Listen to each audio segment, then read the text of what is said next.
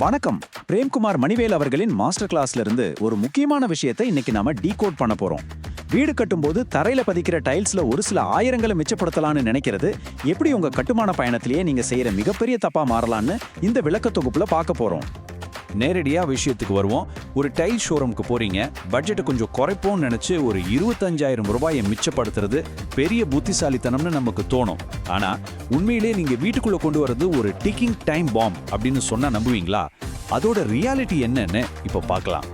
அடுத்த சில நிமிஷங்கள்ல எப்படி இந்த மலிவான டைல்ஸ் ஒரு வலையா மாறுது, அது காலப்போக்கில் எப்படி தேஞ்சி போகுது, அதனால வர்ற சுகாதார பிரச்சனைகள், உண்மையான நிதி இழப்பு, அப்புறம் இதுக்கான சரியான தீர்வு, இது எல்லாத்தையும் ரொம்ப சீக்கிரமா பார்த்துடலாம்.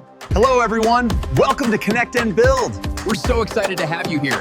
Sit back, relax, and enjoy the video. Let's get started.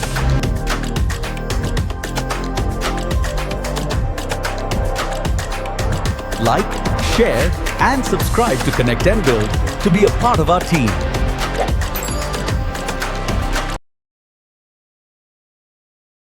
பகுதி 1, தி சீப் டைல்ஸ் டிராப், அதாவது மலிவான டைல்ஸ் வெறிக்கிற வலை. ஷோரூம்குள்ள போனதும் நம்மள குழப்பறதே இந்த மாயதான். பார்க்கறதுக்கு ரெண்டுமே ஒரே மாதிரி பளபளப்பா இருக்கும். 35 ரூபாய்க்கு ஒரு செராமிக் டைல்ஸ், 60 ரூபாய்க்கு ஒரு விட்ரிஃபைட் டைல்ஸ். முதல் நாள் பார்க்க ரெண்டுமே சூப்பரா தான் இருக்கும். உடனே பரவாயில்லையே, ஒரு 25,000 ரூபாய் மிச்சமாகுதேன்னு நினைச்சு அந்த 35 ரூபாய் செராமிக் டைல்ஸை வாங்குறது இந்த பொருளாதார சூழல ஒரு மிகப்பெரிய டிராப். ஏன் தெரியுமா? தரமான டைல்ஸ் மாதிரி இல்லாம இந்த மலிவு விலை செராமிக் டைல்ஸை அதிக வெப்பத்துல சுடமாட்டாங்க. அது ரொம்ப குறைவான அடர்த்தி இருக்கிற களிமண்ணால செஞ்சிருப்பாங்க. அதுக்கு மேல இருக்கிற டிசைன் சும்மா ஒரு மெல்லிய பிரிண்ட் மட்டும்தான். உங்க வீட்டுக்கு பல வருஷத்துக்கு உழைக்க வேண்டிய ஒரு பேசிக் ஸ்ட்ரென்த்தை இந்த டைல்ஸ்ல சுத்தமா கிடையாது. பகுதி 2, பிசிக்கல் டீகே ஓவர் டைம், காலப்போக்கில் இது எப்படி சிதைகிறது என்று பார்ப்போம். இந்த பட்ஜெட் டைல்ஸ் அடுத்த 24 மாசத்துல எப்படி ஒரு பௌதிக பேரழிவா மாறுதுன்னு பாருங்க. மாசம் நாம நடக்கிற அழுத்தத்திலேயே உள்ள இருக்கிற கண்ணுக்கு தெரியாத காத்துப்பைகள் உடைய ஆரம்பிக்கும். 6வது மாசம் சின்ன சின்ன மைக்ரோ கீறல்கள் வரும். 12வது மாசம் பாலிஷ் கொஞ்சம் கொஞ்சமா அழிஞ்சு கலர் மங்கிடும்.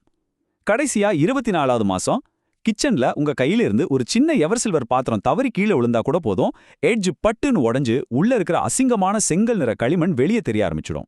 பகுதி 3, தி பெர்மனன்ட் ஹைஜீன் கிரைசிஸ், அதாவது நிரந்தரமான சுகாதார சீர்கேடு.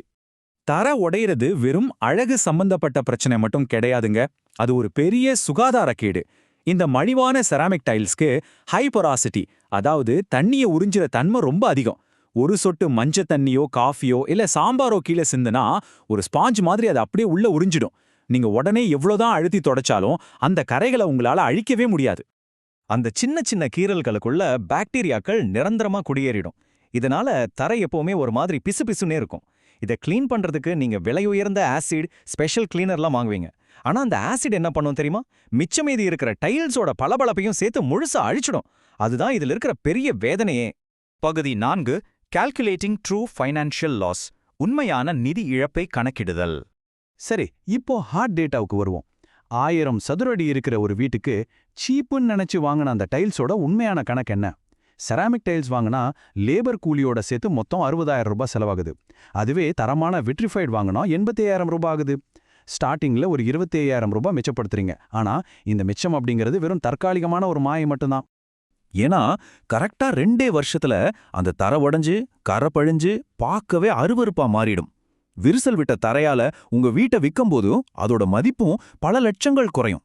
சரி, பழையதை உடைக்கலான்னா அதுக்கு லேபர் கூலி, மறுபடியும் புது மெட்டீரியல் வாங்குற செலவு, அதை மறுபடியும் ஒட்ட கூலின்னு எல்லாத்தையும் கூட்டி பார்த்தீங்கன்னா உங்களோட ஒட்டுமொத்த நெட் லாஸ் 1,00,000 ரூபாயை தாண்டும். இதுதான் நிதர்சனமான உண்மை.